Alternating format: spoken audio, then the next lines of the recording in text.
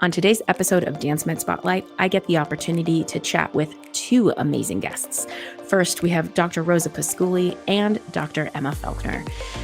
Dr. Pasculli is a sports medicine physiatrist at Emory University, involved in a lot of different female athlete and dance medicine areas, head team physician for the university, works with a variety of different ballet companies, the Atlanta Falcons cheerleaders, and is secretary for the Dance USA Task Force on Dancer Health. Dr. Faulkner is an orthopedic physical therapist in Atlanta, Georgia, owner of TriHealth PT and co-founder of Atlanta Dance Medicine, where she works with a variety of different modern dance companies in the area, adjunct faculty with the Department of Theater and Dance at Emory, and is the screening chair for Dance USA Task Force on Dancer Health. Throughout this episode, we not only get to learn a lot more about what Dance USA is, and more specifically this task force for dancer health, as well as some of the resources available, screening tools, all kinds of great information, whether you're a dancer or a dance medicine provider. We also talk a lot about cross-training, strength training, and some different things that we would love to see change, maybe from the perspective of common myths and misunderstandings when it comes to supporting dancer health in the dance world. To hear more about all of these topics and a bunch of other things, make sure that you listen to the entire episode.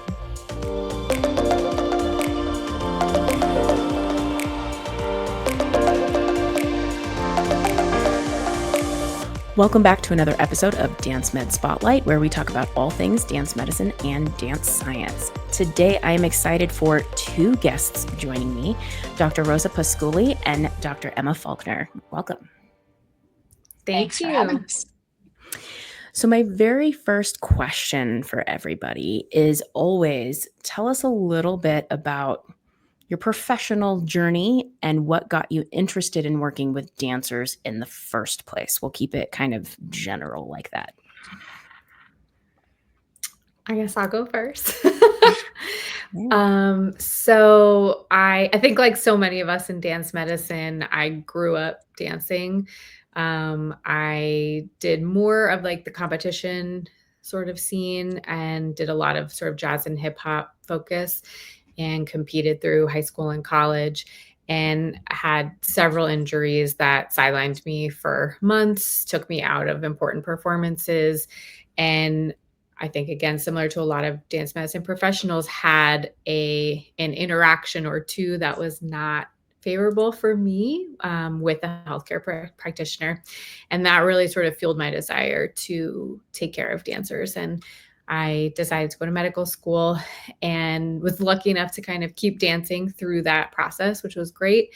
I trained in New York City, obviously the heart of a lot of dance medicine, and then found PM&R, which is physical medicine and rehabilitation. I think just such an incredible field. Did my sports medicine fellowship actually in Atlanta at Emory, and then kind of fell in love with a new place. It was the heart of COVID. So I was like, let's get out of New York and go somewhere new. And I've really found such an incredible dance medicine family. Emma's a big part of that. And just really feel like I've sort of found my niche and my place and my people, where I can not only see athletes of all backgrounds, but really get to focus in on taking care of dancers. Mm-hmm. I love that. Emma. Yeah. So similar again, I got hurt as a young dancer, right? I was a little younger than most. I started seeing PT and orthos when I was like 11, 12 for some things. And I grew up in very rural North Carolina.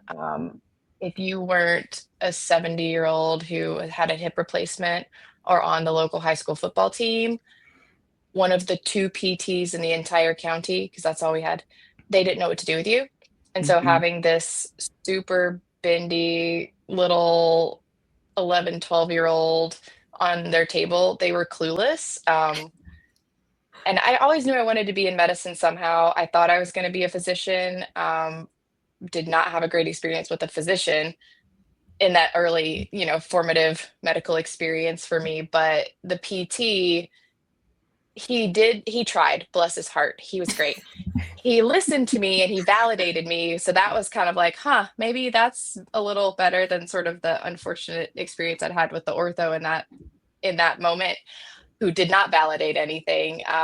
But I realized that he didn't have a clue what he was doing with me as a dancer. And so I actually decided at 12 years old I was going to be a physical therapist for dancers. And I vividly remember the moment I looked at him. His name was Lucas. Shout out, Lucas. I looked at him and I was like, Lucas, you know what? When I grow up, I'm going to be a physical therapist and I'm going to treat dancers because I know what they need. Mhm. And so, yeah, ever since then, I've been working to get here. And so did a bunch of shadowing through high school, got a double major dance, exercise science, um, danced a little bit professionally on a gap year, and then was applying to PT schools all up and down the East Coast and happened to get in at Emory. And that is when I supposedly there was a professor there who had been a professional dancer. And I was like, oh my gosh, like I want to find her, sought her out. And she's like, yeah, I don't do that anymore. And then I started looking around the community and found another one of the folks that we work with a ton, who is actually now my business partner, Mandy Blackman, and started shadowing her and started as her student and started, working with her and learned from her. And then we worked together at a practice. And now we co-own a practice together that is working on opening its 4th location. And through that, like we've really tried to build a community in Atlanta to try to make it, the New York of the South. Mhm. And because we have so many dancers here and they all deserve quality care. And so we found people like Rosa and like some of the other physicians that we work with, other PTs that we found that have a dance background. And we've tried to sort of pool everybody together into this one cohesive community to try to take care of as many dancers across the city as possible. I love that. Well, and one of the things that I'm really hearing from both of you as you're describing some of your journey and what you're involved in and all of that is this idea of community. And I think that that is so important because, like, I know when I was coming out of PT school, I hadn't quite decided that I wanted to go the dance route, but I was already having an inkling, like maybe this is a thing. And it took the longest time for me to even realize that there were people really out there doing this and specializing in this area. And then once I found my people, it was like, yes, this is amazing. And now I'm like, you can't stop me. I am the biggest dance nerd, and every chance I have to connect with people and nerd out about dance and the human body, I will take advantage of that. But man, that was a rough start of, I don't even think anyone does this. Maybe I'm crazy for thinking about going into this and all of that. So, yeah, community is huge. One of the things that I know you both have in common as well is involvement with Dance USA and the Task Force for Dancer Health. For folks who aren't familiar with either just Dance USA as an organization or more specifically this task force, tell us a little bit about the organization. So Dance USA, I'm going to focus on the task force first. I think it's a little easier to define, but um, we're the task force on dancer health that was sort of created as an ask from Dance USA, I think over 20 years ago now, which is incredible. And basically, Dance USA is an incredible nonprofit. They take care of professional dancers across the entire country, and they were looking for a group of medical professionals who could come together, basically provide guidance on taking care of dancers and sort of formalize things, create something called the dancer screen, which we'll touch on a little bit more, and really sort of put together concrete recommendations based on all of our collective experience taking care of dancers. And so the task force now is a group of volunteer healthcare practitioners from all walks of life. So we have physicians, we have physical therapists, athletic trainers, dietitians, mental health professionals. If you are a healthcare practitioner that takes care of professional dancers, that we would love to have you if you're listening to this and Welcome. want to be involved. Yes. And so we basically come together twice a year. We have always a in-person meeting in January in New York, and then our June meeting is either virtual or we'll meet up at the annual or biannual Dance USA conference. And basically the goals are sort of changing year over year, but we really want to, again, just put together content, put together guidelines, advice, materials that can be distributed and given to professional dancers with the goal of taking care of our professional dancers. Mm-hmm. Yeah, and I like that you mentioned the screening because I love the screening. I've gotten to participate in a couple of ways and a couple of different settings and things too. So tell us a little bit about the screening that exists as well. So the screening is a tool that has seen many iterations over the years. The most recent updates were made in 2024 for the most current screen. It's basically designed to be a post-hire but pre-season screening tool. So it's obviously not designed to be something that could get a dancer excluded from a job. It's really designed for the healthcare provider that is going to be taking care of that dancer throughout the season to get an idea of a baseline, to get an idea of any red flags or even yellow flags that need to be addressed immediately or just watched. And it consists of a pretty thorough medical just questionnaire for the dancers, and it asks all sorts of things from mental health questions to orthopedic health questions to substance abuse questions to um, have you seen a dentist in the last year? I mean, it's pretty thorough. And so they answer that, and then they come in, and each company kind of does it a little bit in their own way. The way we've done it in Atlanta for years is we pull our community together for one day, and we will have volunteer people come in, physicians, mental health, dietitians, and we have a whole group there to do it. I love doing that. It can be done by only one physical therapist or physician, but we just try to bring in as many people to introduce our dancers to our community of providers so that if God forbid something happens mid-season, they at least have a face to the name of the person we're sending them to. But if you're just doing the screen itself as is, there's some strength, some range of motion that are very specific to dancers. There's some coordination tests, there's some balance tests, there's a 3-minute cardiovascular step test. Really just to sort of see if there's any red flags popping out for us to address quickly. And in the most recent updates, we sort of reevaluated some of those tests to make sure that they were still the best for our professional dancer population. And we have also added some addendums with some optional tests. So we added some upper extremity tests back in. And that, particularly is important for our dancers that are lifting other dancers to be able to check in on upper extremity strength, range of motion, stability, things like that. And a few other tests that could be utilized for professional dancers that aren't just in a ballet company.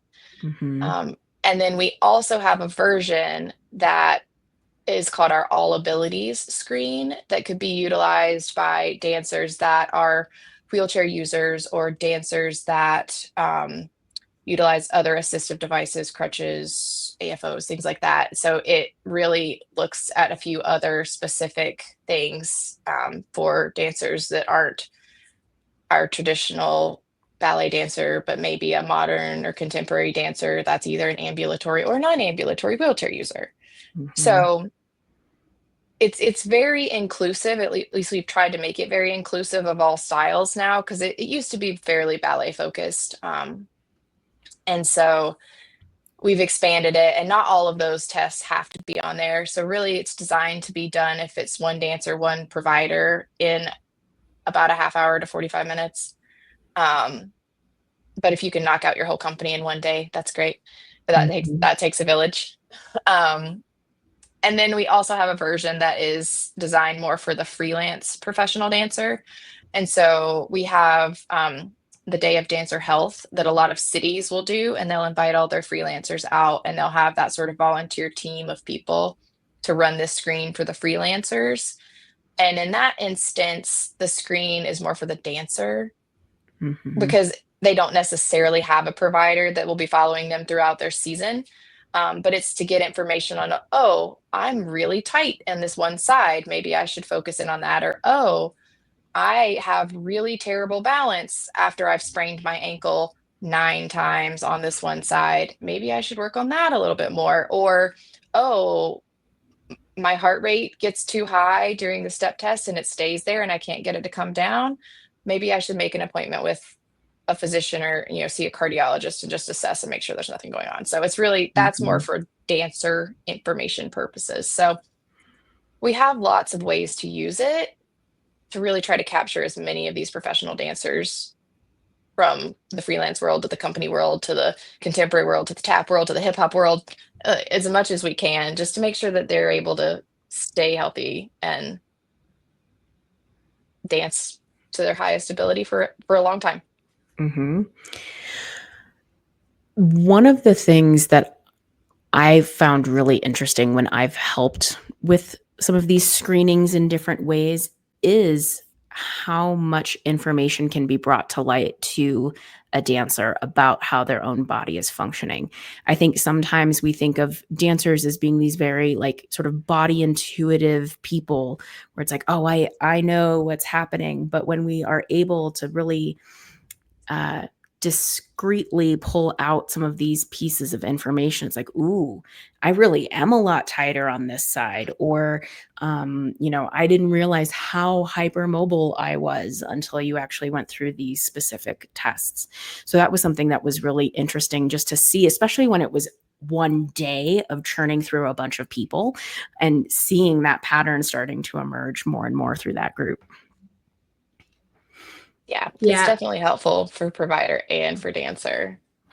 Mhm. And I think that it's funny, I think when you give the dancer a goal to, the one that always sticks out to me is our airplane test, which I think is like one of the most challenging tests for anybody, but for our dancers. And you tell them sort of what the goal is when we're watching them, and they're like, oh, okay. And then they do it, and you're like, no, you have to bend that knee a little bit more. No, you have to rotate your hips. And they you can see them very quickly realizing that their strength that they thought they had is actually it definitely needs a little bit of work. And I think, kind of like you said, it almost sort of has the light bulb go on for them. And I think then they become more receptive to sort of our recommendations and say, we want you to be able to meet this goal, and here are some ways that we can, work on building up your glute strength, working on kind of your hip flexors here and your core. And I think they become a lot more open to that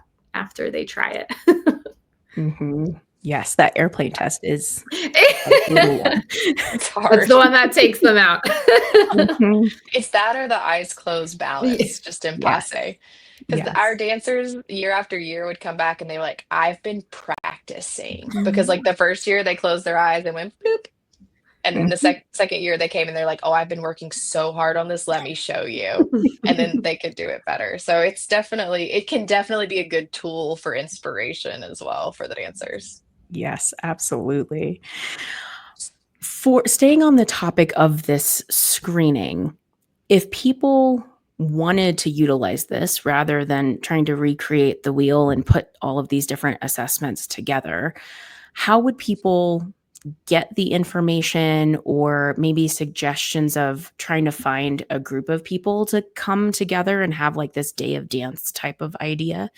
What would you recommend for people wanting to do something like that? So if it's somebody that works with professional dancers, because the screen is only designed for the professional adult dancer. The screen is not designed for your youth studio 10, 11, 12-year-old dancer. Mhm. Then they can email, it's me right now, the screening chair at for Dance USA. It's just screening at healthydancer.org. Is that right? Yeah, That's my we email put all address. of If the not, it's on emails the Dance in USA the website. website. You can go Yeah, find it. we'll put it in the Um, info. yeah, there you go.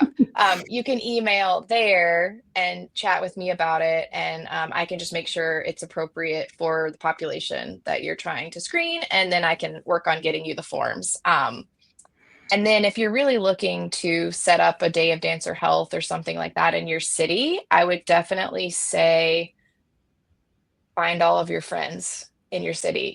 Like get together with all of your physicians that see dancers that are your referral sources, get together with all your PTs that are seeing dancers in your city and pool your referral sources. And then reach out to all of the different companies and offer Mhm. it up. Mhm. Because most cities are going to have some big companies maybe, and then a bunch of smaller companies like your gig based companies, and that's who usually those day of dancer health days are for, or the smaller company dancers, the gig based dancers. But just reach out and advertise this as a thing, um, and then encourage them to come. And we usually, when we set up one in Atlanta, we've done a couple, we bring in some trainers that used to be dancers and have them be the ones showing the exercises at the end. Like we try to make it fun. We have a raffle, like we have like different things, like make it a whole day to like encourage the dancers to come out. Mhm. Sometimes with dancers, we have found that if something's free, they may say they're going to be there and they're not going to be there. So something we've toyed with, if we do another one in the next couple of years, is um, having a $10 fee, but it's a donation Mhm. to an arts organization in the city or something like that. That's just something that's going to kind of encourage the dancers to come. And then really just get creative. You know your city, you know your people, you know your dancers. What's going to Mhm. encourage them the most? Like have those things there. Mhm.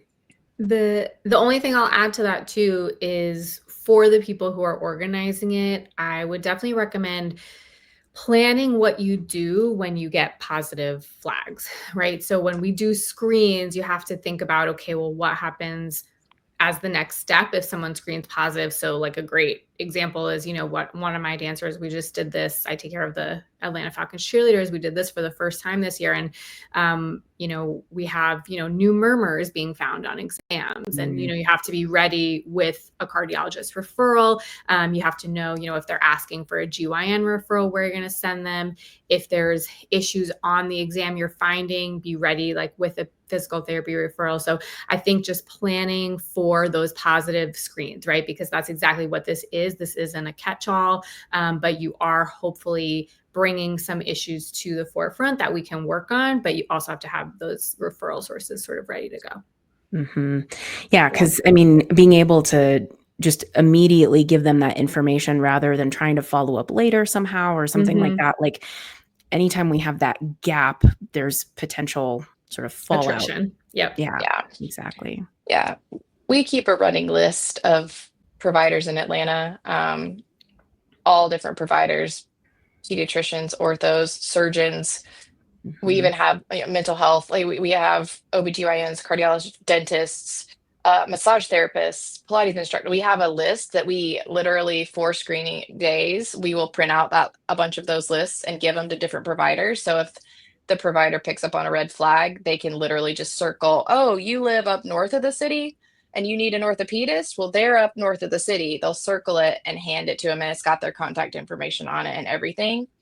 And that way too, if you ever aren't familiar with that type of provider in that city, like I've helped with these events all over the country, Mhm. and I don't know that many people in Houston, but if I have a list that says these are people that we know for a fact can and are willing to see these dancers, and I'm like, oh, you really need to address this issue in PT. Well, here's 2 PTs within 10 minutes of where you live. Let me circle those, reach out and see who can get you in first available.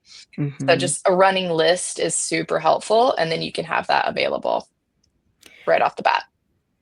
One of the things that I really enjoyed about participating in these too is a lot of times it was pulling together people that I may never have met before. And so it's just a great networking opportunity. And, maybe you see somebody as they're doing a test, they give a slightly different instruction. They have a slightly different handhold. They have whatever. And so you can sit there and kind of watch and go, oh, I like how they did that. Or it's a good learning opportunity through all of it as well. Absolutely. I know that Dance USA and the task force have some other resources available for folks as well. What other kinds of things are out there for folks? Yeah, so one of the big pushes over the last few years is working on our informational papers. So these are sort of bite-size papers that are written at an 8th grade reading level. So I say paper because obviously to us, in the medical community, we're used to reading like 10-page scientific papers, but this is not that. We want to kind of take a topic. So one topic that we, just published is musculoskeletal injections in dancers that I wrote with a few of my colleagues, and basically taking a bunch of different papers, scientific research papers, condensing that down, distilling it into 1 to 2 pages max, that a dancer could easily read and understand and sort of take something important away from that. And so we've been on a pretty good pace, I would say, publishing one every couple of months. And that's also through the task force website. And such an incredible resource. We really listen to what people are asking of us. So, Emma and I presented at PAMA in July, and we presented on POTS. And, someone was like, oh, this would be such a great informational paper. Can you guys write something on that? And so now we're drafting something just to kind of, again, make it like a bite-sized sort of tidbit of information for the dancers. And so I think that's been something that Elizabeth Hutter is our chair of the informational subcommittee. She's incredible. Emma and I on executive committee, we sort of will look it over the final say, and then it'll go and get published on the website. So that's definitely an incredible resource. We cover so many topics. I mean, I'm thinking just the past year, we updated our concussion paper after the new Amsterdam guidelines came out. We have one on cross training, and then there's another one on sort of strength training, specifically kind of pain psychology, just such incredibly interesting topics. And so I really encourage both the dancers, but also practitioners to check them out. And it can, be a great referral source if your dancer asks you about something and you're like, oh, actually, I don't have that much experience with this, but let me see, maybe Dance USA does. And then I'll let Emma tell you about our cross-training push. This is something that she and I are very passionate about. Yeah, very passionate about this. So the other big thing that was an ask was how to help dancers be able to train better, either in the off season, or if they don't have an off season, just train around the rest of their classes and rehearsals and performances. And so cross-training conditioning is something that I am super passionate about. And I've been published in some other journals on the subject already. And so I felt really strongly when they were like, we need, we're thinking about doing a cross training subcommittee. And I'm like, sign me up. So what we did basically was the subcommittee of some amazing physicians and PTs and athletic trainers. We got together and we talked about like, what do we all do? If a dancer comes to us and needs a cross-training program, like what do we all do? And there was a lot of overlap, but there were also a lot of differences. And so we sort of combined our personal expertise and personal preferences into 2 different workouts for dancers that are done in 30 minutes. And They include a warm up, they include some strength work, they include some cardio, and then some stretching recommendations. And once we presented that to the task force, everybody really liked it. And so we're like, okay, well, now how do we disseminate this to dancers? So we actually had it filmed, had some amazing dancers come in, film 3 different versions, sort of like the middle of the road version, a modified version, and a challenge version of both of these workouts. One that is body weight only, so it could literally be done anywhere and really only needs a little bit of room. You could do it backstage, you could do it, in your apartment, you could do it in the gym, you could do it anywhere. And then the other that is resistance bands. So again, something most dancers have fairly accessible already. And now we very recently, a month or 2 ago, maybe, got those uploaded and hosted online. So dancers can go and follow along with those and do them if they want, in order to do cross training on their own if they don't necessarily have access to a PT or if they're on tour or something like that. They're fantastic workouts, and they're done sort of, 1980s exercise video style, where you can literally just follow along. Rest breaks are built in. Like, it's really nice. So you don't even have to worry about counting reps or doing it. Like, you can literally just follow the video. But we also have a PDF if you are somewhere where obviously you can't get access to the video. You could just do the exercises yourself. And within that, we also have some recommendations on how to incorporate that into your rehearsal schedule, your performance schedule, how to sort of periodize it appropriately. Because obviously we don't want dancers taking an hour-and-a-half class, then dancing for 6 hours, and then going to the gym for 3 more hours, and then trying to perform that night, So we do put some information about that in there too, about when is it appropriate time to do this, when is not necessarily appropriate time to do this. Yeah, I love that. They're really great. Well, and having the different formats and sort of different levels of the movements and all of that, it's a wonderful resource to have for dancers, for sure. And I think such a great jumping off point. So I think what we wanted to do was start with these 2. There is a survey that's linked in these videos. So they're all kind of housed through the website and through YouTube. But we really put that survey completely anonymous and optional, but hoping that people who watch the videos will fill it out. And then that can help guide what future content we create. So whether our next, take on is going to be doing a kettlebell workout, doing a dumbbell workout, doing a Pilates workout. We really kind of wanted to get a tap on what people think of these videos and if they're useful, and justify us sort of creating more content down the line. So a topic that has been brought up that I want to dive a little further into, first of all, this idea of cross training.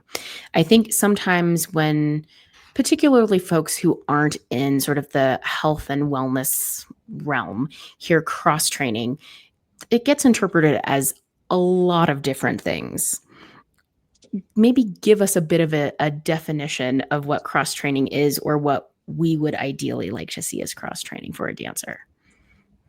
So I get asked this question all the time by my dancers, because I'll ask them what they do for cross training, and they'll say, the ballet dancer says, "Oh, I'll take a jazz class," or "Oh, I did Pilates." And I'm like, "That's fantastic. Was it fun?" And they're like, "Yeah." And I'm like, "Great. That's something else." So the definition that I work off of, it's very simple. I use this with my dancers. We could get into like scientific definitions all day, but I say cross training and conditioning. Those are the 2 things. And cross training is doing something very different than what you do all day long in your training. So using different muscle groups, using different muscle patterns, using different metabolic pathways, moving the muscles and joints at faster speeds, at slower speeds, at a higher intensity, lower intensity. It's different than your norm. Then conditioning is doing things very similar to your norm, like Pilates for a dancer, like maybe yoga for a dancer, like another dance style for a dancer. It's very similar. You're using similar movement pathways, similar metabolic pathways. And so you're sort of just reinforcing the same patterns. Where cross training, we want to get into completely different patterns and train the body, because we need the body to be able to react, respond, whether you're parallel or turned out, whether you're one leg, two legs, whether you're sprinting or whether you're holding perfectly still and an amazing, développé à la seconde hold, right? Like, it needs to be able to do all of the different things, and we don't get all of the things dancing. So we need to take what we're not getting there and train that too. And that's your cross training. Conditioning is similar to what you do day to day. So that's my very simple definition that I use with dancers to help them understand the difference, because cross training and conditioning, it's the two very misunderstood words. Definitely. And there tends to be a trend of, dancers like dance. And so they tend to choose things that are also like dance, but are different. And so that's kind of the default that's easy to go to and feels very accessible because there's familiarity there. Yeah. Well, and I think that that's been not just in dance, but in so many sports, our athletes think that just doing the same thing over and over is how they're going to get better at their sport. But we actually have great research showing that cross training in different sports is going to improve your fitness, your strength, your agility, your balance, all things that obviously our dancers need, but other athletes as well. And so really talking with them, like Emma said, about, what this is, and then giving them examples, because I think, I definitely have some dancers, they're like, I took up running. I was like, well, okay. That is a different movement pattern. You're right. It is. But it is, loading your joints in a similar way that, like, I don't necessarily want you to do on top of the 35 hours. You're already jumping in your class and doing high impact on your knees and your ankles and your hips. Yeah. So I think also kind of sharing with them, this is kind of what all of the examples are. And then these are the ones that I think, and what the research tells us are really good for dancers. And I think, sometimes they take it well, and sometimes, they they have a little resistance in one ear to it. and out the other. Yeah.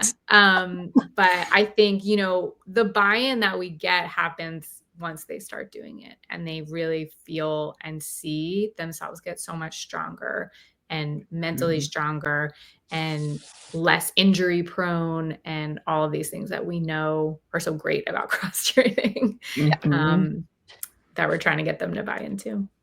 Yeah. And even with my ballet dancers, another way I try to convince them that picking up a barbell isn't crazy, is I ask them what choreography they're doing right now. And most of the time, our ballet companies are working on a few different pieces at the same time, one of which may be classical ballet, two of which may be classical ballet, but then we've got contemporary ballet, something very neoclassical, something a bit more modern, right? And so I usually ask them about the modern or the contemporary work, and I say, when you're in class in the morning preparing for rehearsal, does that ballet class have the same movement patterns and movement, are the movements the same? Do you feel the same doing that classical ballet class as you do doing, I don't know,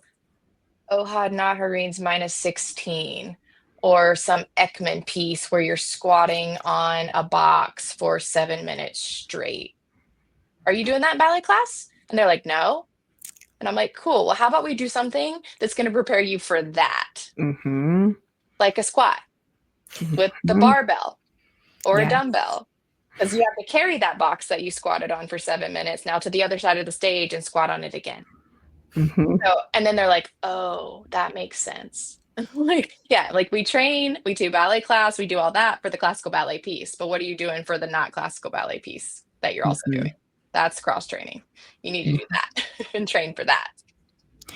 Well, and I think Too. that highlights so much of the idea of the importance of, whether it's a dance specialist who is the provider or someone who doesn't have that much familiarity but is working with a dancer, asking more questions and getting a clear understanding of what is their day to day, what are some of their kind of special things that are coming up, whether it's competition, shows, uh, rehearsals, auditions, whatever, so that we know that we're supporting them towards those goals and we're not just adding things on that are adding to stresses on the body, because we know overuse injuries are one of the biggest things for dancers. Making sure that we're making the best recommendations for them and just asking questions.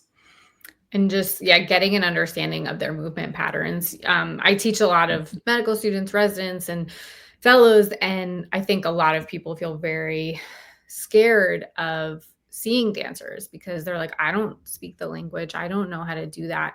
And I'm like, this is the same in any sport. Like, do you think I know all the rules to every sport? I, see people who do archery, and I'm like, I don't know much about that, but show me kind of, how you're going to hold your posture and how long do you have to hold that, like what do your practices look like. And so I always tell my trainees that's the same thing for dancers. Like, even if you don't know the word, you don't know what developing means, ask them and they'll show you, and you can get an understanding of what's being demanded by their body, their joints, what ligaments are working or what are being put on tension, what's not. And I think exactly like what Emma was saying, like asking them, okay, like, well, what is this piece that you're working on now, and show me what's required of you. And we're going to work and kind of build you up for that. So I think it kind of crosses even out of the out of the cross training realm, and just being, an active listener, and also engaging your patients as a physician and other healthcare providers. Mm-hmm. Absolutely. And I find a lot of times dancers, if they happen to have video of themselves doing any of the things, they get so excited when you say that you want to see what it is that they're doing. And so it's a good sort of bonding opportunity from that too, getting to enjoy some of the art that they're creating. Yeah, I always tell my PT students, I'm like, dancers are performers. If you don't know what the thing is that they told you, just say, show me. Mm-hmm. And they'll be like, okay, right? Any opportunity to perform, most of them will take it. So just, Exactly. yeah, watch, listen. Yes. Those are the most important things. Yeah. So imagine that you have a magic wand that you can wave and change one thing about how the dance world approaches cross training or strength training more specifically. What change would you love to see? I know that's a big question. I only get one? Let's start with one. Because there's a lot. There's so many. I think, man, I think for me, it would be maybe bringing a strength and conditioning coach into the studio, Mhm. and not making dancers do it on their own time, like building that into rehearsal time, putting them on the staff, because I find that one of the biggest barriers time and again is having these dancers try to plan out like when they're going to do cross training, when 9-10 months out of the year they're in rehearsals and picking up, and we have to discuss like, how do you do it when you're in nutcracker season, how do you do it when you're going into Giselle. And I think if there was someone in their community on staff in the building with them, I think, I don't know, but maybe that would take out some of the barriers. Mhm. Well, we've seen in some of the companies where that is the case. The best example is the Royal Ballet. Like Mhm. Mhm. they have the huge, amazing state-of-the-art facilities, multiple strength and conditioning coaches on staff, and their dancers are very strong in general, very healthy in general. If they get injured, they're coming back from them quickly and stronger than before. And there are other companies doing it too. They're just the one where it's the most visible right now, I think. So Mhm. they're setting a good example. Australian Ballet is another one. Like there's some other really good places that are doing it, and we are seeing that it's helpful. We just need some of the other American companies to catch on. Mhm.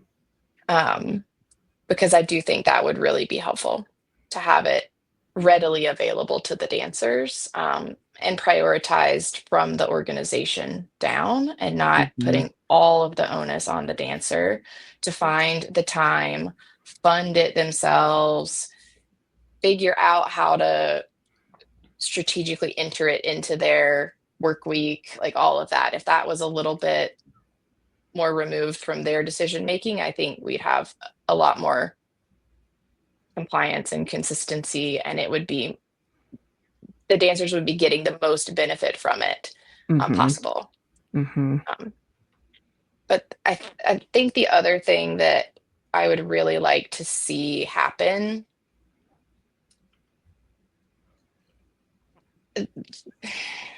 the myths about cross training and strength Mm. training for dancers, they need to go. It's 2025. Yeah. Why are we still telling our dancers if they pick up a barbell, they're going to walk out of the gym looking like Arnold Schwarzenegger? Like, it's Right. just not true. Or that if they, go and do a kettlebell workout, that they're going to lose all their flexibility. Again, not true. If they go to the gym, they're going to get hurt. Mhm. They are probably more likely to get hurt walking down the street, because that, like, dancers get hurt doing the most mundane pedestrian things more often than not.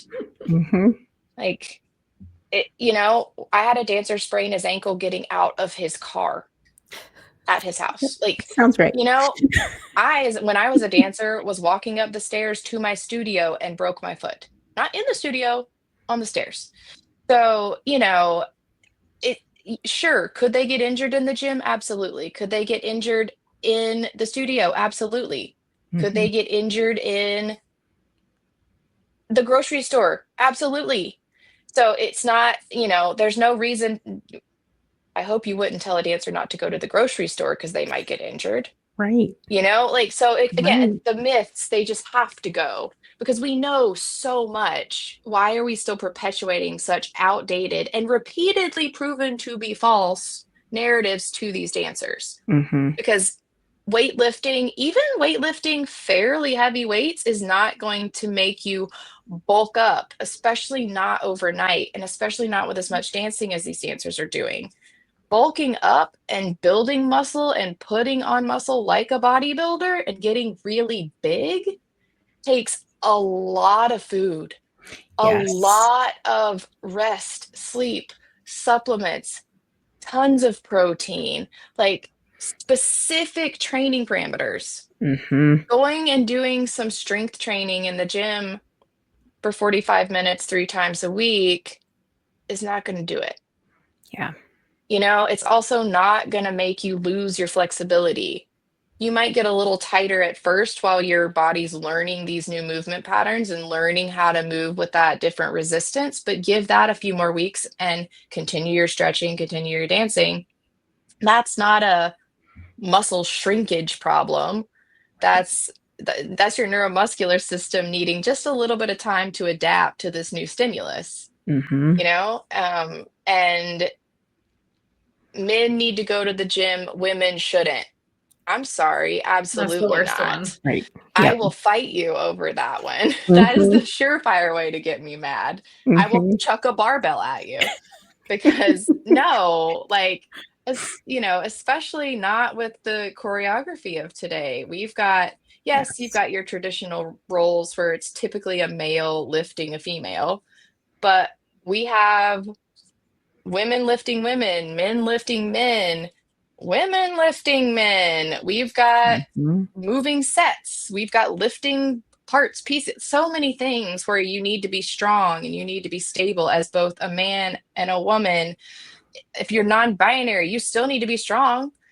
So, like, Mhm. every dancer needs to be doing some sort of strength work, cross training work. It doesn't matter. It's not a pick and choose which dancers go to the gym and which don't. So that was my soapbox, but that's why I said, can I only have one? Because I have a lot. You can get me talking for hours on this because I do feel so strongly about it. And Yeah. I think we need the directors and the teachers encouraging dancers to train and to get strong and stay strong. I won't forget a couple of years ago, I had a run of four, I think it was four male dancers in the same company doing the same choreography. They all came in on the same day with the same shoulder complaint. And I Mm. asked every single one of them, I'm like, what's going on? And they're like, I'm this part in this piece. And I was like, okay, well, so was the other one, and so was the other one. So we had like first, second, third calf. Okay, what's up? Are y'all running it a lot? Like, what's going on? And it was that they were doing it a lot, and they had been told not to go lift heavy in the gym. And so I was like, well, that seems kind of silly. You're having to lift a woman over your head. So I asked a couple of them, I'm like, well, what are you doing in the gym if you aren't lifting heavy? And they're like, well, I'm doing some overhead press. And I'm like, okay, well, how heavy? Oh, not heavy, like 20 pounds in each arm. And I'm like, I know dancers are typically fairly small people, and this company was a fairly small petite company anyway, but I'm like, I can assure you every one of our dancers that you are going to have to pick up is going to weigh more than 40 pounds. Mm-hmm.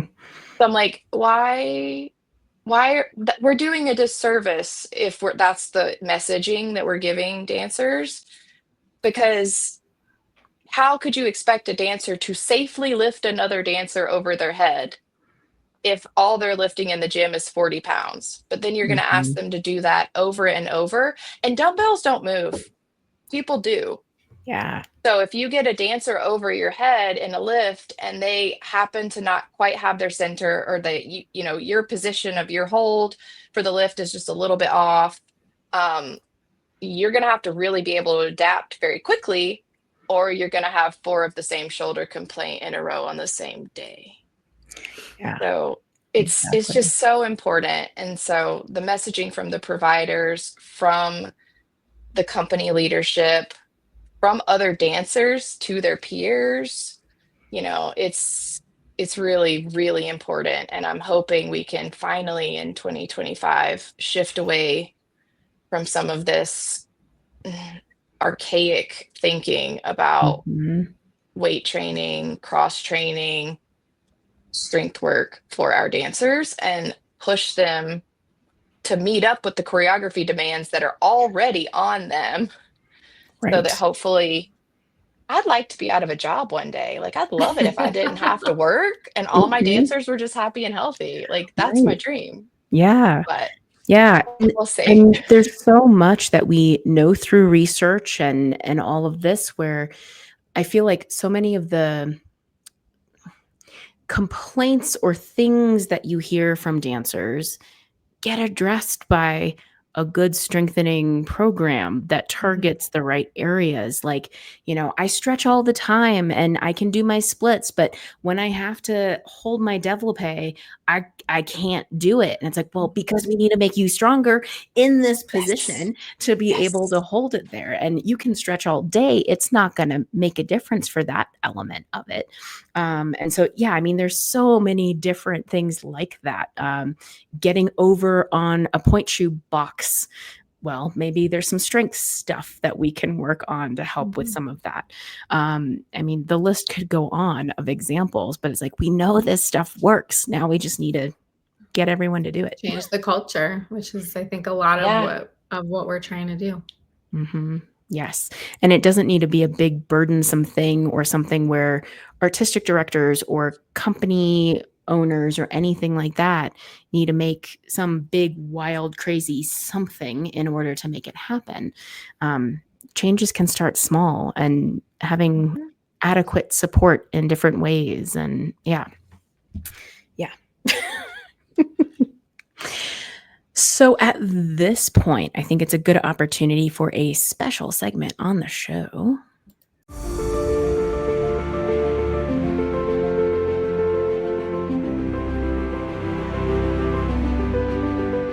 So, on every episode of Dance Med Spotlight, we have the final bow, essentially the take home message for folks. If you have one or two things that you hope people walk away with from this episode, what would you like those to be? I would say that as a dancer, just know that there are healthcare professionals that want to take care of you and want to be there for you. And Dance USA Task Force for Dancer Health can be an incredible resource to help you find who those people are. Even if you live, somewhere kind of in the middle of nowhere, we can help find you someone maybe on telemedicine, connect you with people, virtually, and we are here for you. And just know that there are people who desperately want to take care of dancers, who want to keep you healthy, keep you strong, keep you away from injuries. But if you have one, we can't wait to help you get stronger. But just know that you're not alone and that we have an incredible, network of people through this podcast, but also through Dance USA and our task force. Mm-hmm. Yeah. Yeah, absolutely. I think I want dancers to not be afraid. I want dancers to not be afraid to seek out help when they need it. Just like Rosa was saying, like there are so many people that want to help. And if you aren't sure where to find those people, we can be your starting point. Don't be afraid to go to a screening in your city and find out more about your body. Maybe there is a red flag that comes up, but don't be afraid of that, because if you catch it, you can address it. And a problem found is a problem that can potentially be solved. And don't be afraid to go to the gym. Don't be afraid to try a new activity, a new cross-training program. If you've never tried jujitsu, go to a beginner class, not the expert class. Or, if you've never tried weightlifting, find somebody in your area that either, a friend of yours that's very into it that can show you a couple things, or a PT or a personal trainer in your area, and go and try it. Don't be afraid to try it. And don't be afraid to question some of the things you've heard repeatedly, especially if they don't sit quite right with you. Because as we've talked about, there's a lot of things out there that may not be true at all, or may not be true completely, may not be true for you. So don't be afraid to get curious and question some of those things that you hear. So just don't be afraid. Be brave. Amazing. Last and certainly not least, the shameless plug. So this is your opportunity to do any of your plugs, pitches, whatever, for whatever organizations or companies that you want to throw out there. So the floor is yours. Well, okay, I guess I'll go first. So. And it's good. I mean, Emma and I have a lot of crossover here. So yeah. I think just for me, so I'm based in Atlanta. I work for Emory and for Grady. I have the ability to see dancers, even if you don't have insurance, which I think is super exciting. And really gives us a space to sort of get our freelance dancer population into the mix. As far as Dance USA goes, we'll definitely share all of the emails and websites, but Dance USA Task Force on Dancer Health, we have an incredible website that has all of those informational papers, cross-training videos, and any way that you need to reach us. All of our emails are on there as well. So we'll share all of that information, but thank you. Awesome. So, I will shout out Atlanta Dance Medicine, my company that I started with Mandy Blackman. We are trying to create one of the most comprehensive dance medicine programs in the Southeast. So we're always looking for providers that are in the Atlanta area that might want to come and work a little bit, different shows, different things, different companies here and there, or if there's a provider moving to the Atlanta area and wants to get tapped into the dance medicine world, Atlanta Dance Medicine is a great organization. We typically do every other year, sometimes every year, a big continuing education workshop on taking care of dancers. So it's just a great company, but also we try to have an educational component to Atlanta Dance Medicine as well. And this year, we're not actually teaching a course here in Atlanta. I will be co-teaching an in-person taping for dancers course in New York in October with Andrea Zucco and the Dance Medicine Education Initiative. So if you're interested in any of the taping stuff that you've ever wondered about or seen me present at an IADMS or anything, we'll be doing that in October in New York. And if you ever have questions about the dance scene here in Atlanta, I'm happy to answer them, because between Rosa and myself, we probably treat, I don't know, 90% of the companies here. So we have a tap on the dance pulse here in Atlanta and are happy to be resources. Well, thank you both so much for your time this afternoon. It's been wonderful getting to chat with you and getting to share more about things that you're passionate about, organizations like Dance USA and the Task Force, and so many other things. So thanks. Thank you so much. Thank you so much. Dance Med Spotlight is hosted and produced by Alyssa Arms. We discuss all things dance medicine. This has been another episode from Dance Med Spotlight. The Dance Med Spotlight is intended for educational purposes only. No clinical decision-making should be based solely on one source. While care is taken to ensure accuracy, factual errors can be present.